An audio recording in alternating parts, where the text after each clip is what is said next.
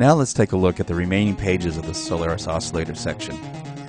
In the main group, there are 2 pages. The main oscillator control stuff has some secondary things. On the secondary page we have hard sync or phase sync, glide, and a glide on-off. And this is exponential glide per oscillator.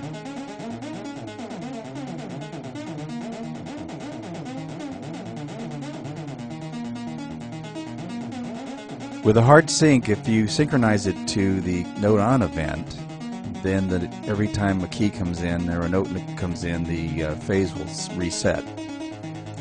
This is the same thing that happens with hard sync from another oscillator. You can't synchronize an oscillator to itself, however, you'll get no sound. But if we synchronize it from another oscillator, we will hear that if we change the tuning of that oscillator, because that's now oscillator 2 that is the master, that'll affect the tuning for both, because oscillator 1 is slave to oscillator 2. However, if we change the tuning of the synchronized or slave oscillator, you hear that characteristic hard sync sound as it's being swept.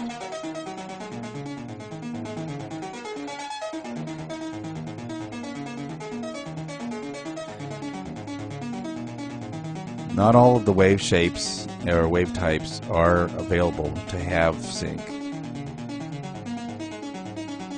but you can synchronize a chain of oscillators. So oscillator 3 can synchronize to 4, can synchronize to 1, and so on.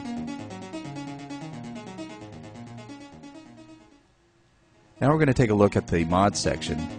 See the buttons to the left, main and mod. In most cases, the mod section will have 4 pages, each one controlling a different source.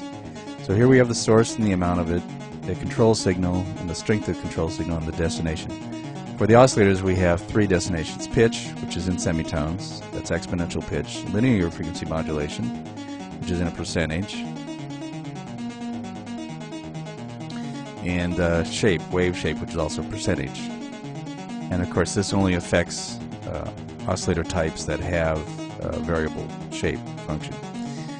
So let's pick exponential pitch or frequency control, and we'll pick something from the source list. You can see there's LFOs, we can dial up noise sources, other audio sources, sequencers, continuous controllers, joystick, ribbon, aftertouch, looping envelopes, and so on. We'll pick envelope 1 and we'll drive the frequency of that. And we have a range of 120 semitones. We just set that somewhere in there and you can hear that it's changing the frequency for every note that's going on.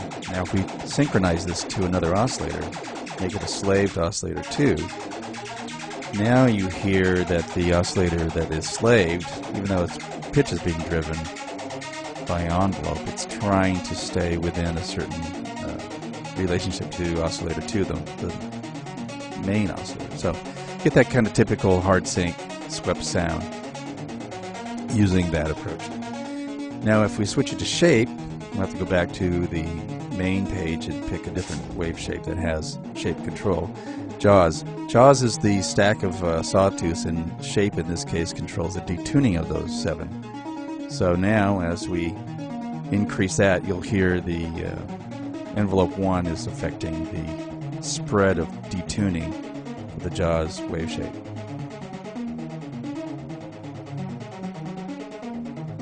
And of course, if I wanted to have further control of that signal, I could use the control and strength parameters. This will allow you to do things like you could put it on aftertouch and then have a strength of 100%, and then there wouldn't be any envelope sweeping of the pitch until you press down on the key. So it's kind of what some people call side chaining control. So that explains the modulation section, and that's pretty much it for the oscillators.